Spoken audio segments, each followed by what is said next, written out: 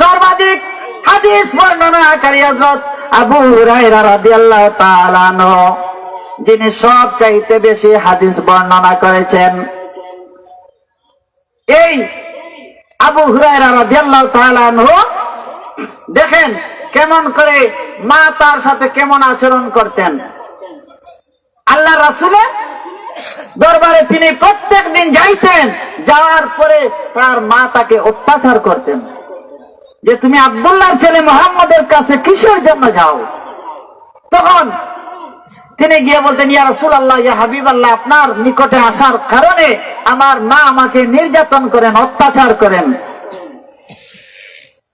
হযরত আবু হুরায়রা রাদিয়াল্লাহু তাআলা আনহু তখন আল্লাহর নবী বিশ্ব নবী রাহমাতুল লিল আলামিন নবীকে বলেন, ইয়া রাসূলুল্লাহ, ইয়া হাবিবাল্লাহ, নবীজি গো, আপনি একটু দোয়া করে দাও গো নবীজি।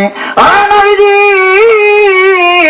আপনার দরবারে আসার কারণে আমার মা প্রত্যেক দিন আমাকে নির্যাতন করে। ইয়া রাসূলুল্লাহ, ইয়া হাবিবাল্লাহ, নবীজি গো, ইয়া রাসূলুল্লাহ, একটু দোয়া আল্লাহর দরবারে করে দাও, আমার মা যাতে আমার প্রতি সহনশীল হয়ে যায়। রাসূলের দোয়া কি বৃথা যাবে? রাসূলের কোন নবীর দোয়া কি বৃথা যাবে? না, নবীরা হচ্ছেন মাসুম, নবীরা হচ্ছেন নিষ্পাপ। আল্লাহর নবীর সাহাবী হযরত আবু হুরায়রা রাদিয়াল্লাহু তাআলা আনহু যেই মুহূর্তে আল্লাহর রাসূলের দরবারে গিয়ে বলেন, ইয়া রাসূলুল্লাহ, ইয়া হাবিবাল্লাহ, নবীজি গো, হুজুর, আমার মা আমার প্রতি এমন ব্যবহার করে, আপনি আমার মায়ের জন্য একটু আল্লাহর দরবারে দোয়া করে দাও গো নবীজি। আল্লাহর নবী বিশ্ব নবী রাহমাতুল লিল আলামিন নবী তখন আল্লাহর দরবারে দুইখানা হাত মুবারক উঠে যে মুহূর্তে হাত মুবারক দুইখানা উপরের দিকে উঠাইলেন, ওই সময়ে দেখা যায় আবু হুরায়রা রাদিয়াল্লাহু তাআলা আনহু ওই নবীজির সাথে দোয়ায় শামিল না হয়ে আবু হুরায়রা দৌড় বাড়ির দিকে দৌড় শুরু করলেন। আবু হুরায়রা যখন এমন ভাবে দৌড় শুরু করলেন, করার ফলে দেখা যায় রাস্তার মধ্যে যত মানুষ আছে প্রতিক্রিয়া ভাবতে শুরু করলো, আবু হুরায়রা তো এমন মানুষ নয়, আবু হুরায়রা এত শান্তশিষ্ট একটা মানুষ, কিসের জন্য আবু হুরায়রা এত দৌড়াদৌড়ি করে? ব্যাপারকে আবু হুরায়রা রাদিয়াল্লাহু তাআলা বাড়ির মধ্যে চলে গেলেন। যাওয়ার পরে তার মা জননী বারান্দা থেকে চলে আসলেন, উঠানের আঙ্গিনার মধ্যে চলে আসলেন। আবু হুরায়রা যখন আঙ্গিনার মধ্যে চলে গেলেন, ওই সময় মা বলে, আবু হুরায়রা রে, কোথায় গিয়েছিলে তখন রে আবু হুরায়রা?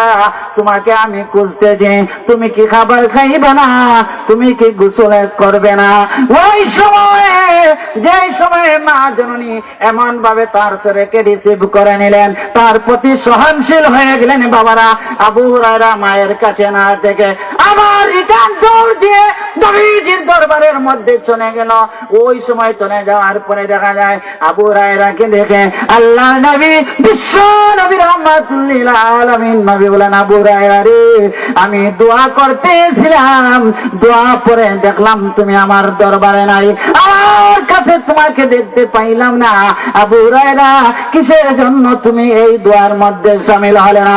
আল্লাহ নবীর সাহাবী হযরত আবু হুরায়রা রাদিয়াল্লাহু তাআলা আনহু বলেন, ইয়া রাসূলুল্লাহ, ইয়া হাবিবাল্লাহ, নবীজি গো, আমি এইটা জাস্টিফাই করার জন্য, এইটা পরীক্ষা করার জন্য গো নবীজি আপনার সাথে আমি দোয়ায় শামিল হই নাই। ইয়া রাসূলুল্লাহ, ইয়া হাবিবাল্লাহ, আমি দেখতে চেয়েছি এইটুকু।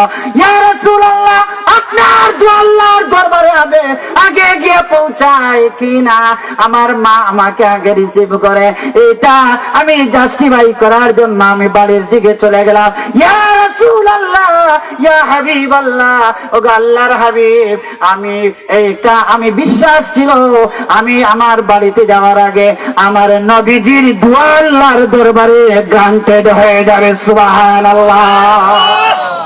ইয়া রাসূলুল্লাহ, প্রত্যেকদিন আমার মা জননী বাড়ির মধ্যে গেলে আমাকে টর্চার করে, মারধর করে।